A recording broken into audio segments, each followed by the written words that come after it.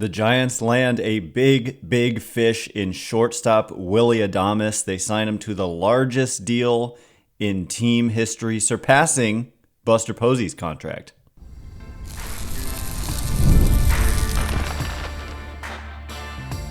You are Locked On Giants, your daily San Francisco Giants podcast. Part of the Locked On Podcast Network, your team every day. Hello and welcome to Locked On Giants, part of the Locked On Podcast Network, where it's your team every day.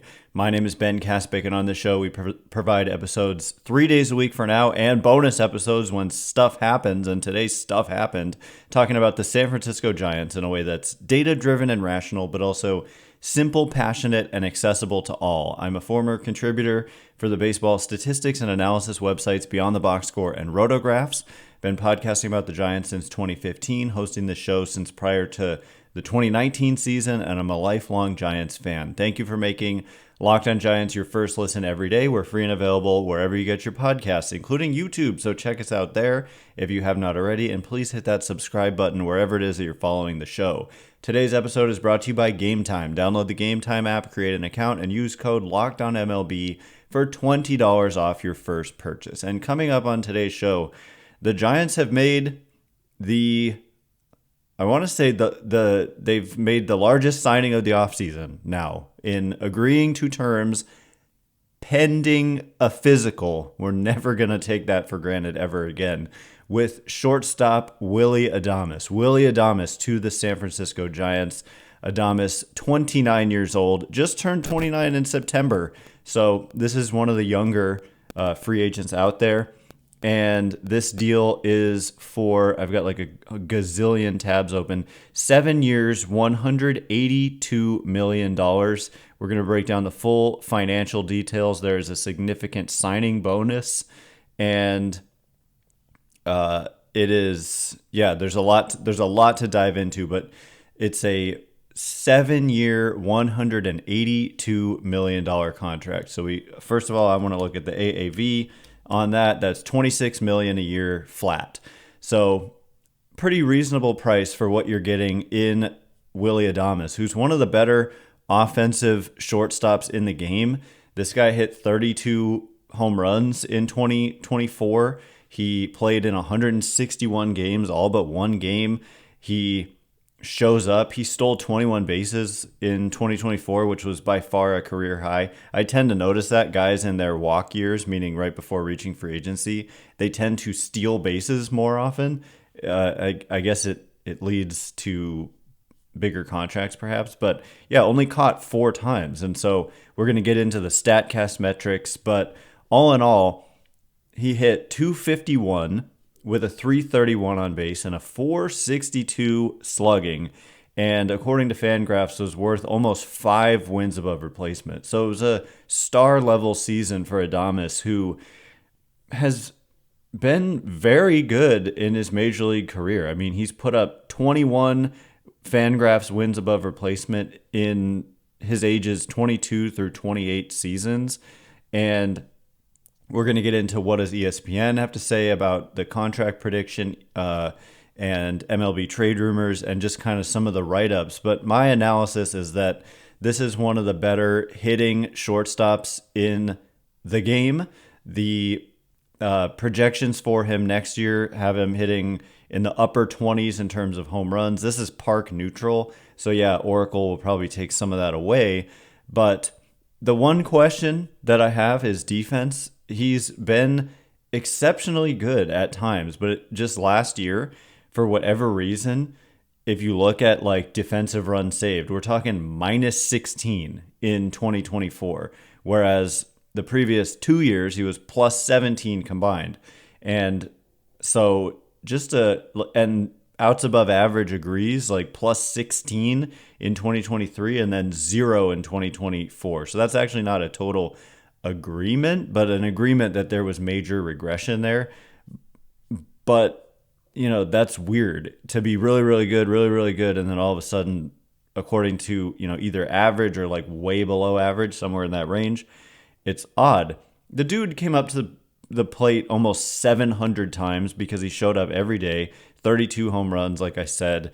The last 4 seasons, 25 homers, 31 homers, 24 homers, 32 homers, and he's a shortstop.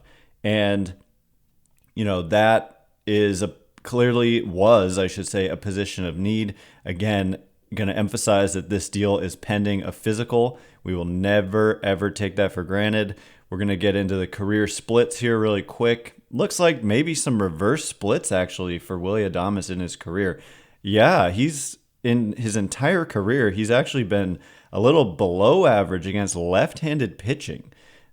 I don't look at single season platoon splits, but we're talking entire career, 10%, 9% below average against lefties, which should be the strong side, and almost 20% above average against righties. So I don't know. That's better than the alternative. You don't want a guy who can only hit lefties. I mean, most pitchers are right-handed, so I don't really consider that a bad thing at all.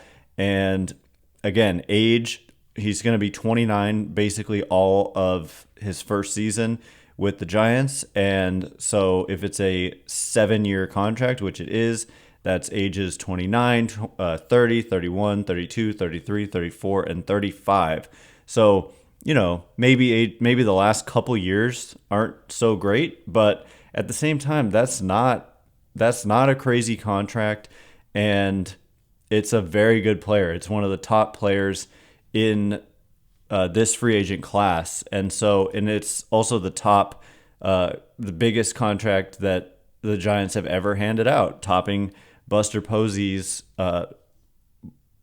whatever it was, $160-something million deal. And so according to ESPN, Willy Adames was the 4th best free agent in this class. The prediction by ESPN's Kylie McDaniel, I'm always going to give him these credit where credit's due. He predicted 7 years, $189 million. So that's so close to being dead on.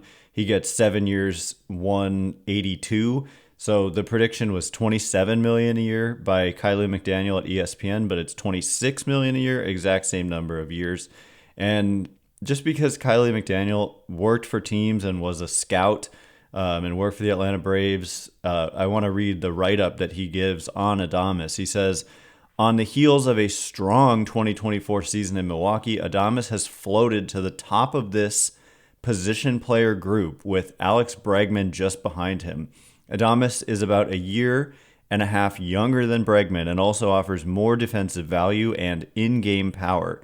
I'd expect something like the Marcus Semien deal, 7 years, $175, adjusted for inflation for both of them, even though neither player is an exact comp to the Texas infielder on the field. There wasn't a real everyday shortstop in last year's free agent class, so Adames is the first true shortstop to hit the market since the 2022-23 bonanza that included Carlos Correa, Trey Turner, Dansby Swanson, and Xander Bogaerts. Interest in Adames will be high because he can fit into a lot of situations, whether it is staying at shortstop or moving to third base for a team already set at the position. So not much there, but I think back when he mentions that, and you look at the deal Correa originally signed with the Giants, 13 years, $350 million. Trey Turner got 11 years, $300 million. Dansby Swanson got a deal similar to what Adames gets here. I'll look at Swanson's deal if I can remember in just a little bit later on. And Xander Bogaerts got an outrageous deal that takes him into his age 40-something season, and it's already looking like not such a good deal. And there's 10 years left on that contract. So on first glance, I think that this is a really strong move for the Giants. Great first impression by Buster Posey. MLB trade rumors had Willy Adames as the 5th best free agent in the class. It's funny if you look at the predictions, because they predict where the players will sign. They've got 4 writers, Tim, Anthony, Dara, I don't know how to say it, and Steve. All 4 of them predicted Adames to the Giants, so good job on them. They predicted 6 years, $160 million, and their write-up on Adames, we're going to have to wait just a minute to get to it, but we will get to it, read the full write-up. We'll also look at FanGraphs as well and talk about where the Giants stand payroll-wise and what else can they do, what else is coming, more details on the contract, all of this very exciting news for the Giants as we approach the winter meetings, signing Willy Adames to a 7-year, $182 million contract, the largest in franchise history. So more to come in just a minute. And before we get into it, today's episode of Locked On Giants is brought to you in part by our good friends over at Game Time. Now, I love going to live events, and especially like this year, not just especially this year, but just as an example, this year I ended up going to Fenway Park. I went to Petco. I went to Dodger Stadium. I went to Coors Field. So I love going to these Giants games on the road, and Game Time makes the experience so much better and easier for me. One of my favorite features is the Game Time guarantee, which means if you find tickets in the same section and row for less, Game Time will credit you 110% of the difference. So take the guesswork out of buying tickets with Game Time like I do, and also you get panoramic images of views from your seat, which is huge for me going to a new place like Fenway. I don't know what all the levels are like and all that. So that's just great. Download the Game Time app, create an account, and use code LOCKEDONMLB for $20 off your first purchase. Terms apply. Again, create an account and redeem code LOCKEDONMLB for $20 off. Download Game Time today. What time is it? Game time. All right, here we go. We're going to get into more about the Giants signing, pending a physical, Willy Adames to a 7-year, $182 million contract. Thanks again for making Locked On Giants your first listen every day. We are free and available wherever you get your podcasts. So I want to look at the StatCast metrics. I want to look at what did Fangraphs have to say about Adames in terms of their ranking. And I promised the MLB trade rumors write-up, and that is what we'll get into next. So the write-up on Adames was as follows. Adames has rare power for a shortstop, topping 30 homers in 2 of the past 3 seasons, including 2024, when he swatted a career-high 32 taters. Over the past 4 seasons, no shortstop has hit more homers, has hit more than Adames, who's tied with Corey Seager for the lead at the position with 112. Strikeouts have been an issue in the past, but Adames has dropped his strikeout rate in 4 straight seasons now, and just posted the best in-zone contact rate of his career at 84.2%. His 25.1% strikeout rate is the lowest he's posted in a full season. By the way, for the record, this is Ben talking here. That's still high and above average. He struck out this season 1 out of every 4 times he came to the plate. So get ready for some swing and miss, but also impact when he hits the ball. They continue. He doesn't have elite exit velocity or hard hit rates, but his barrel rate, as measured by StatCast, is consistently excellent. The average MLB player carried a 7.8 barrel rate in 2024. Adames was at 12% and owns a combined 12.2% barrel rate over the past 4 seasons. Heading into 2024, Adames was regarded as one of the best defensive shortstops in baseball, perhaps second best. Dansby Swanson won the NL Gold Glove at the position in 22 and 23, but Adames combined for 25 outs above average and 17 defensive runs saved. However, 2024 brought a surprising and substantial decline. This is what I was saying. Made a career worst 20 errors, defensive runs saved minus 16, which they call stunning. Outs above average said that he was average. And StatCast still measured Swanson's range and arm strength. I think they mean Adames's range and arm strength to both be well above average, which is more encouraging if he'd had a stark decline in either than if he... There's typos here. Anyway, I don't know what exactly... they go into great detail here, but they say that he hits the market having just turned 29, puts him at the same age as both Swanson, who got $177 million. So I would much rather have Willy Adames. There's much more impact in the bat for Adames, in my opinion, than with Dansby Swanson, who got 177 million. Javier Baez got 140 million. So did Trevor Story. And I don't know, some of those haven't panned out so well, but this is a player at a price. I just think that it's a good fit. It's a big time signing for the San Francisco Giants, who now look at a payroll that jumps up to about 180 million when you account for adding a $26 million a year player. And so their opening day payroll last year was around 206 million, or their final payroll was around 206, and they intend on dropping it, so we've heard. So if you were to sign a Corbin Burns for 30 million a year, you would be above last year's payroll. So does this take them out on a Corbin Burns? I don't know. But what I do know is, just speaking to Willy Adames and getting more into, they were mentioning barrel rates and stuff like that. I do want to talk about that, and also how he's a high energy player. Like, this is something that the Giants, I feel like, have been lacking, is someone who brings a ton of energy to the field. And frankly, it's something that Posey talked about wanting this team to have more of, was like a tenacity. And you know that when you play the San Francisco Giants, you are going to feel it. That's kind of, I think, exactly what he said. Like, you're going to feel it. And Matt Chapman is that kind of a player, just a tenacious player. And if you now think about the left side of the infield with Chapman and Adames, those are two really good players. And yeah, they're not like 23 years old, but they're still in their primes. And so for now, at least, and if, again, I said this yesterday, but if there was any confusion, which there shouldn't be, about what this team is trying to do, they're trying to win. There shouldn't be confusion, and this move should verify that. But Adames, high energy, has fun playing. Like, the Giants have been kind of boring. Gabe Kapler was always talking about, we don't want to get too high or too low. And I was public about saying, I don't like that. Like, I want them to have some fire. You know, this is an entertainment business, and I want to see some entertaining play. And Adames plays in a very entertaining way.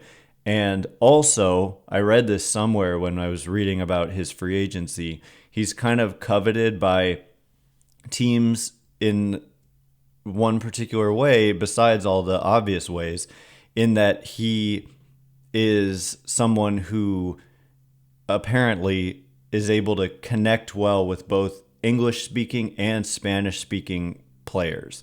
So, you know, that's key, because in baseball, there's a lot of guys who don't speak much English. And if you're a player who speaks both Spanish and English, and you can kind of unite everybody, that's no small deal. And so I think that that's an important part of this, especially with some of the young players on the Giants, like Marco Luciano and Luis Matos, among others. I'm sure I'm just like not thinking of certain guys, but to be able to bridge that gap and be a leader like he definitely is.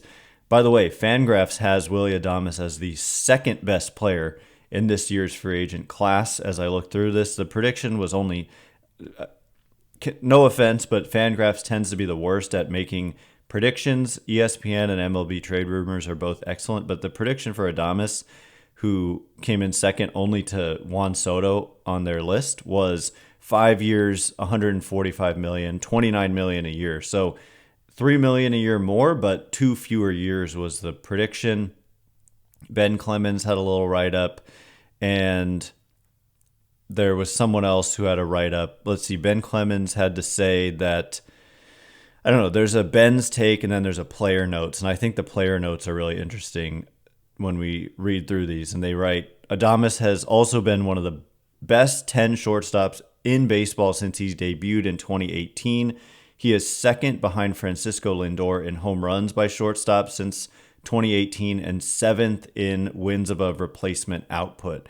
He is among the best defensive shortstops in baseball, wielding a rocket arm and rare range for an athlete as big and powerful as he is. No mention there, oddly, of his oddly really down defensive metrics in 2024.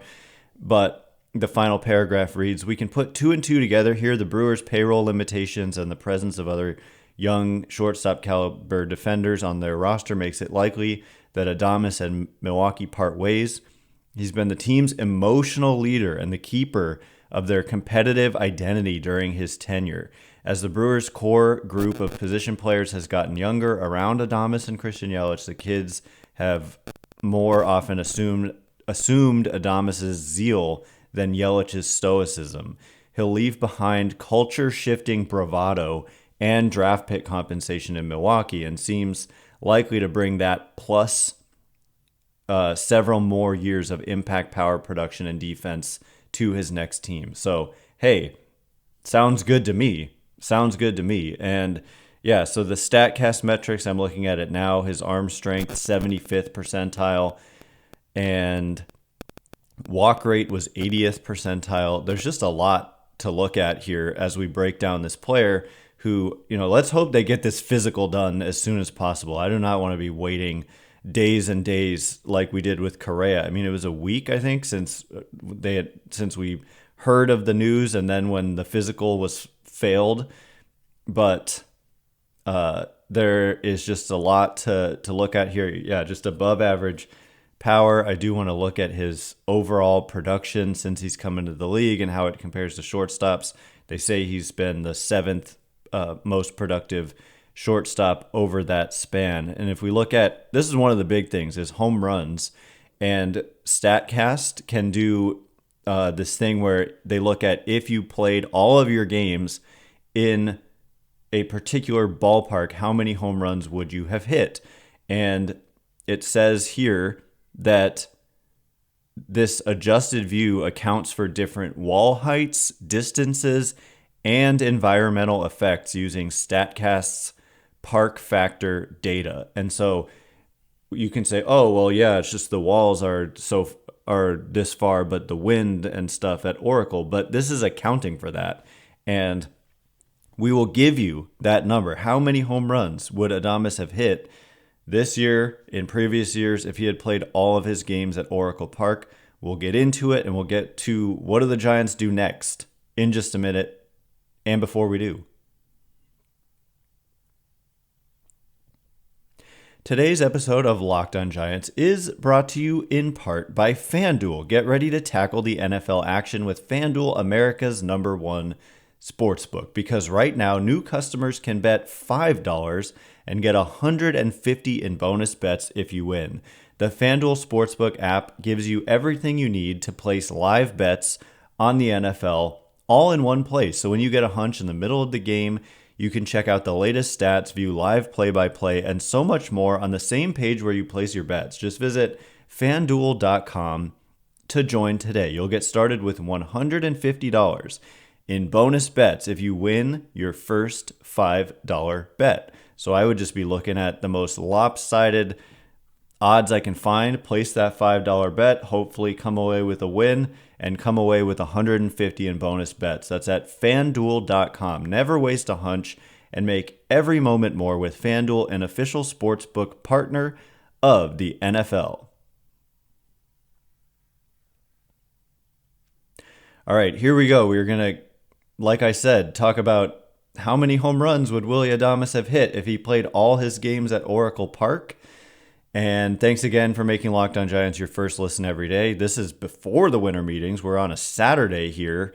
And so hopefully the Giants are just getting started. We'll see, given that we've heard that they intend on reducing payroll. We'll revisit that topic. There's so much to get to. And on Monday, we'll continue to break this down unless something else major happens in the meantime. But this is big enough news that we're going to take multiple days to cover it.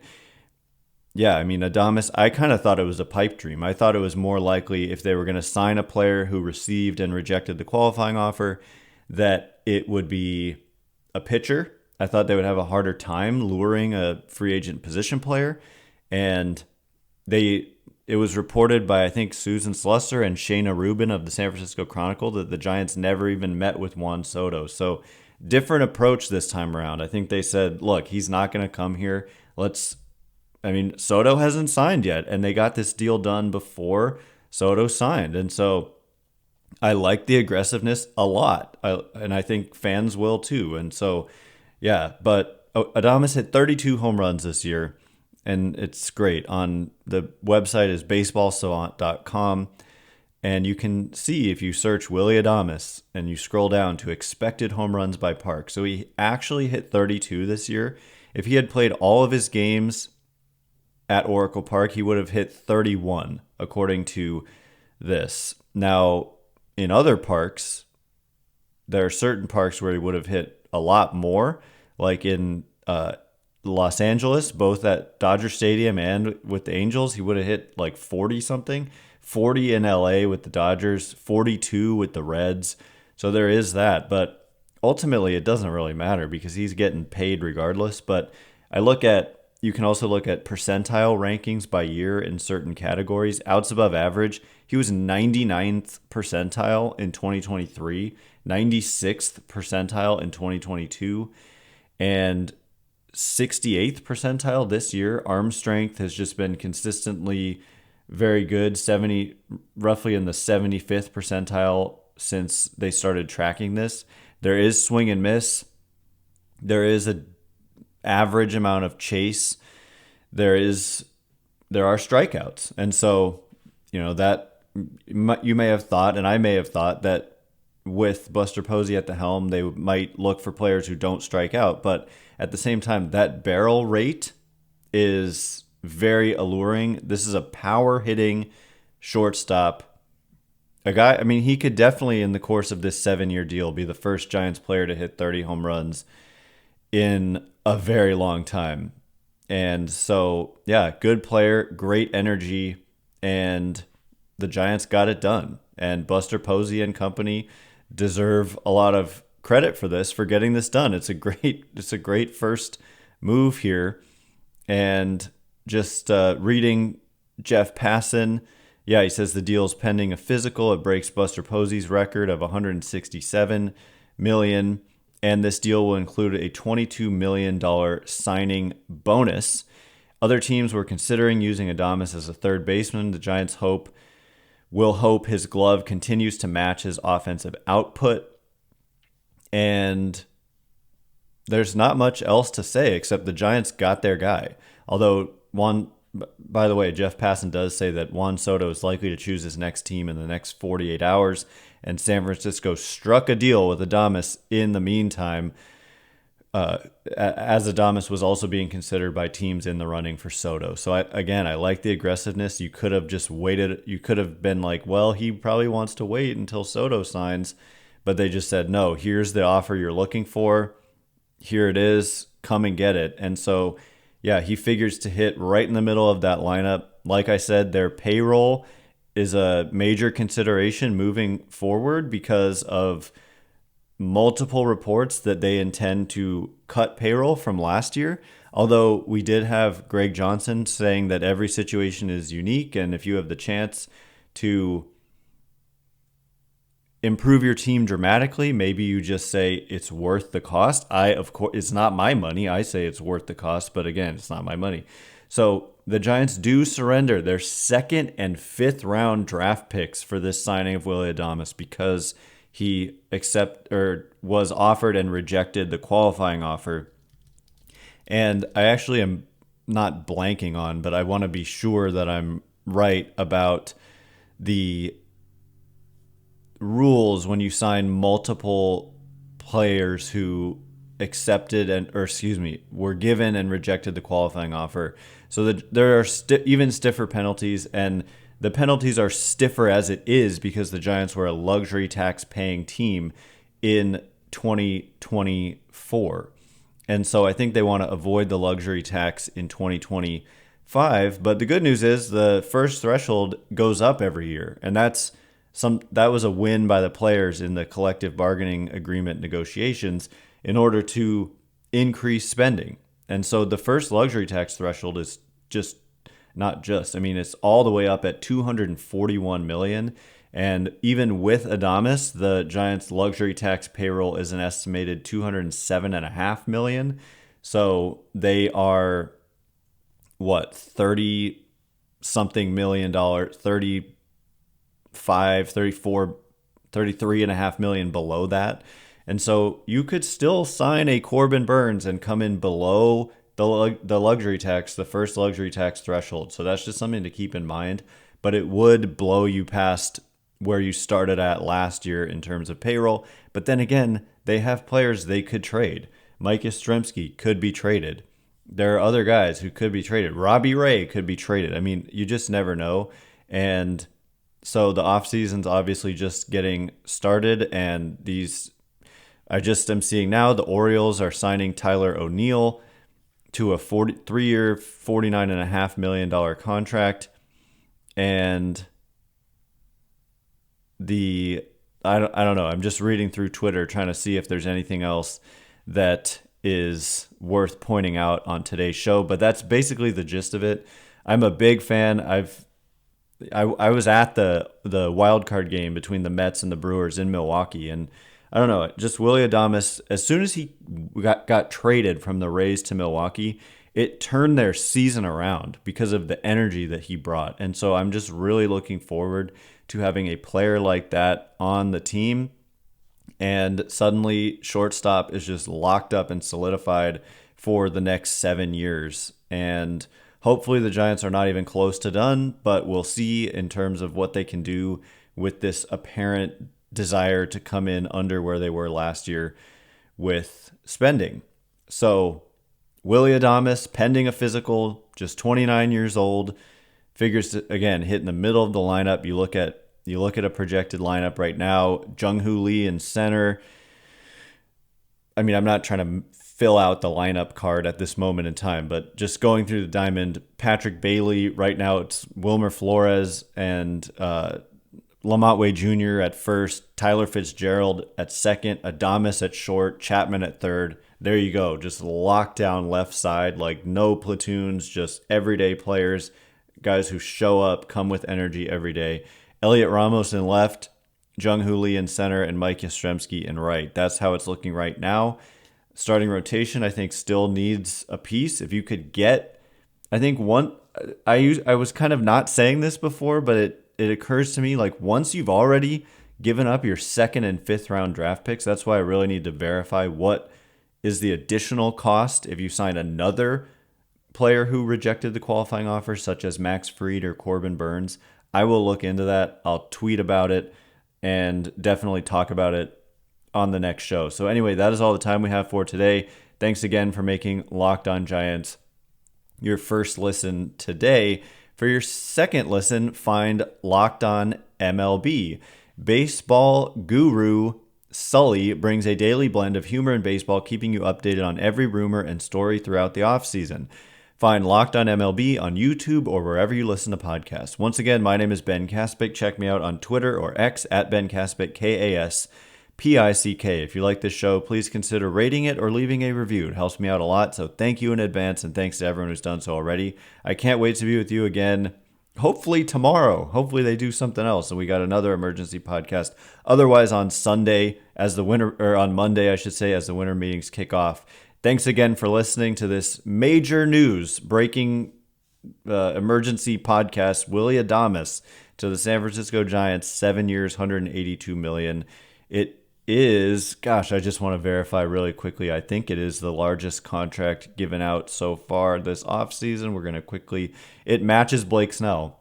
Exactly. Blake Snell got 5 years, $182 million. But his contract had deferrals, so it's worth less. Giants don't mess around with no deferrals. That's just the Dodgers. And in terms of projected WAR for next season, Adames comes in 5th on the list by Steamer projection. So anyway, much more to come on Monday. Thanks again for listening today. You are now Locked On Giants.